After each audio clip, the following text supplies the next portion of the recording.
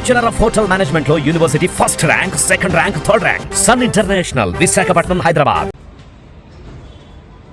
బంగ్లాదేశ్ పరిణామాలు, భారతదేశం ప్రక్కనే ఉన్న భారతదేశం.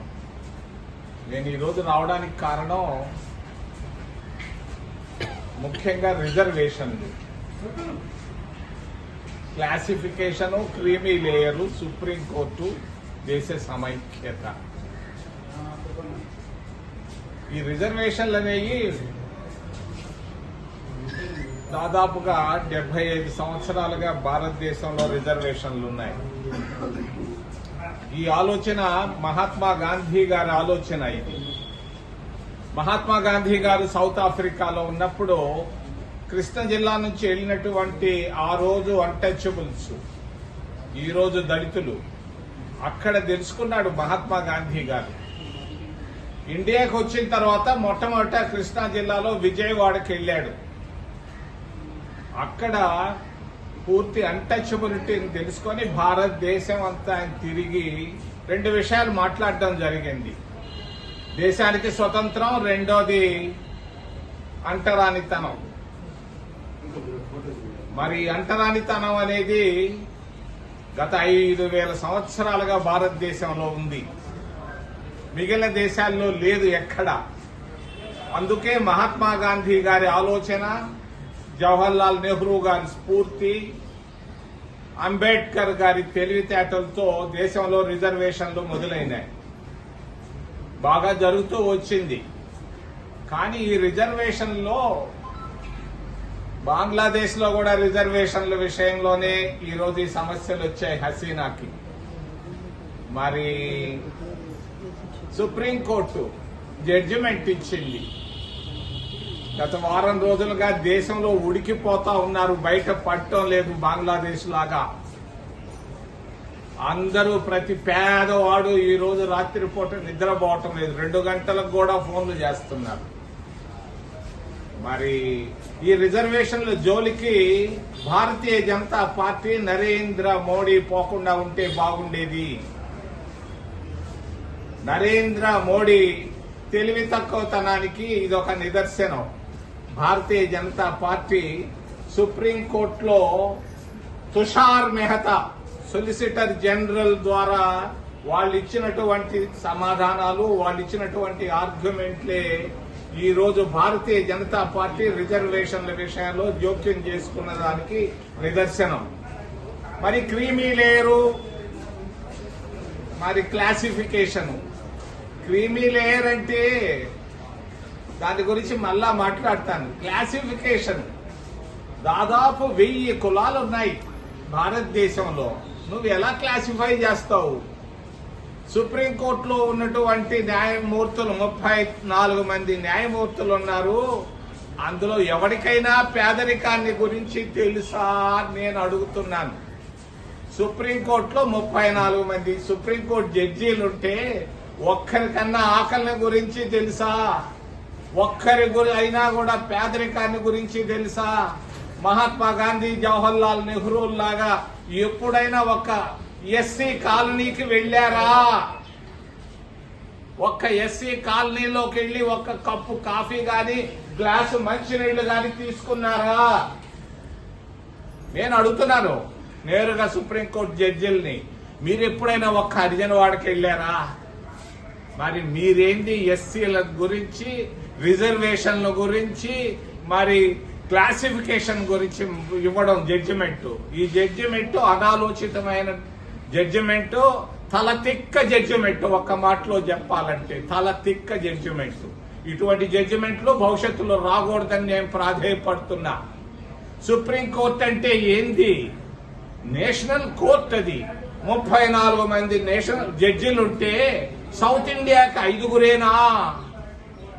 34 మందిలో సౌత్ ఇండియాకి 5 మంది సుప్రీంకోర్టు జడ్జిలా?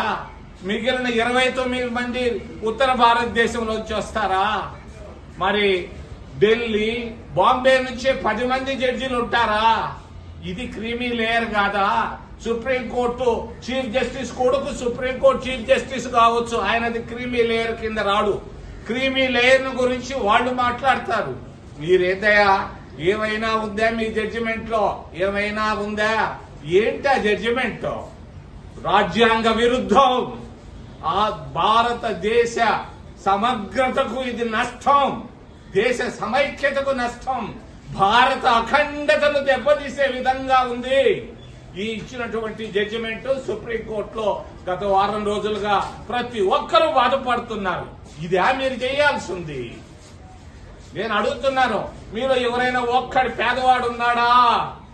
మీరందరూ సంపన్నులు కూర్చి కూటుగలేని వాళ్ళ గురించి మీరు జడ్జిమెంట్లు ఇచ్చే స్థాయికి వచ్చిన దానికి భారత రాజ్యాంగాన్ని నేను అభినందిస్తున్నా.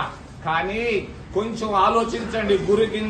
గురిగింజ మీ దగ్గర క్రీమీ లేయర్ పెట్టుకొని మీ దగ్గర క్లాసిఫికేషన్ ఏమన్నా ఉందా? 34 మంది జడ్జీల్లో ఓబీసీలు ఎంతమంది ఉన్నారు జడ్జీలుగా? 34 మంది సుప్రీంకోర్టులో 3 ఉన్నారు, 50 మంది ఉన్నారు. వాళ్ళకి ఏమి ఇచ్చారు? అక్కడ లేదా క్లాసిఫికేషన్? దయచేసి నేను చెప్తున్నా, అక్కడ హసీనా దెబ్బతినడానికి, బంగ్లాదేశ్ దెబ్బతినడానికి కారణం రిజర్వేషన్లు. భారతీయ జనతా పార్టీకి, మోడీకి నేను హెచ్చరిక చేస్తున్నా, జాగ్రత్త. దేశ సమైక్యత దెబ్బతినే అవకాశాలున్నాయి. రిజర్వేషన్ల జోలికి నువ్వు పోయావు బాగా. చంద్రబాబు నాయుడు కూడా పప్పులో కాలేశాడు, మోడీ కూడా కాలేశాడు. హైదరాబాద్ లో ఫిబ్రవరిలో నువ్వు ముద్దులు పెట్టేది మేమందరం చూసావు. అక్కడికి వచ్చి సుప్రీంకోర్టులో మీరు చేసిన అన్ని మాకు తెలుసు. తప్పని నేను ఎత్తి చూపిస్తున్నాను. భారతీయ జనతా పార్టీ, కేంద్ర ప్రభుత్వాలు, మరి రీజనల్ పార్టీలు చేసేది చాలా తప్పు. మాయావతి ఎంత చక్కగా చెప్పింది, వద్దురా బాబు జోలికి పోవద్దురని. మరి అక్కడంతా ఈ పనికి బాలని చేష్టలు ఖండిస్తూ ఏదైనా ప్రశ్నలు ఉంటే అడగబడి మిమ్మల్ని చేతులు ఎత్తి ప్రారంభిస్తున్నాను. 15-17% ఎట్లిస్తావు? తలకాయన ఉండి ఆలోచించి జడ్జిమెంట్ ఇవన్నీ అడుగుతున్నా. రాష్ట్ర ప్రభుత్వాలు జనగణన చేసి వాటి ఆధారంగానే కదా సార్ ఇచ్చేది. కేంద్ర ప్రభుత్వానికే తలకాయ లేనప్పుడు రాష్ట్ర ప్రభుత్వాలకు ఏడొస్తాయా? కేంద్ర ప్రభుత్వానికే తలకాయ లేనటువంటి పనులు చేస్తే సుప్రీంకోర్టులో రాష్ట్ర ప్రభుత్వానికి ఎక్కడి నుంచి వస్తుంది? అంటే రాజకీయంగా ఈ నిర్ణయం తీసుకున్నారా? యధవ ఎమ్మెల్యేలు, యధవ ఎంపీలు కొరకు చేసినటువంటి నిర్ణయం ఇది. ఏమి ఎమ్మెల్యేలు, ఎంపీలు ముఖ్యమా? దేశ సమైక్యత, అఖండత ముఖ్యమా అని నేను అడుగుతున్నా. 3 సార్లు ఆమె అయింది ప్రధానమంత్రి హసీనా. ఈయన కూడా 3 సార్లు ప్రధానమంత్రి అయ్యాడు. ఏంటి ఇది? తరుముకుంటే పరిగెత్తింది. లేదు ఇల్లు లేదు, వాకిల్లు లేకుండా. అటువంటి రోజులు రాకుండా రిజర్వేషన్ల జోలికి జాగ్రత్తగా ఉండాలని నేను మాత్రం సున్నితంగా, వినయంగా తెలియజేస్తున్నాను. నరేంద్ర మోడీ వెనకబడిన వర్గాలకి ఈ వర్గీకరణ వస్తే అందులో నష్టపోతున్న వారికి న్యాయం జరుగుతుందని చెప్పి అంటున్నారు. ఎస్సీ ఎస్టీలు ఈ వర్గీకరణ ద్వారా న్యాయం జరుగుతుంది అంటున్నారు. మీకు ఒక విషయం తెలుసు, మీకు తెలియదు. ఇది చాలా సమైక్య చాలా అవసరం. కన్యాకుమారి నుంచి కాశ్మీర్ దాకా 1000 ఉపకులాలు ఉన్నాయి. ఎవడో చెప్తే దాన్ని అంతరించి 4 ముద్దులు పెట్టి హైదరాబాద్ లో హత్తుకొని వచ్చినంత మాత్రాన ఈ సమస్యలు తీరవు. దీంట్లో ఆర్థిక అసమానతలు ఎక్కువగా ఉన్నాయి. క్రీమీ లేయర్ గురించి మాట్లాడుతున్నారు. క్రీమీ లేయర్లు ఎంతమంది ఉన్నారు? వెంకటస్వామి బిడ్డలు ఉన్నారు, లేకపోతే మాయావతి, లేకపోతే ఖర్గే బిడ్డలు. వాళ్ళు తప్ప అందరూ దినానికి 3 పూటలు భోంచేసే వాళ్ళు లేరు. ఇళ్లలో 60 కోట్ల మంది ఉన్నారు ఈ దేశంలో. కాంగ్రెస్ పార్టీ వైఖరి, ఇది మీ వ్యక్తిగత వైఖరి? ఇది భారతదేశ పౌరుడుగా నా వైఖరి. 145 కోట్ల మందికి సంబంధించిన విషయాన్ని గురించి నేను మాట్లాడుతున్నాను.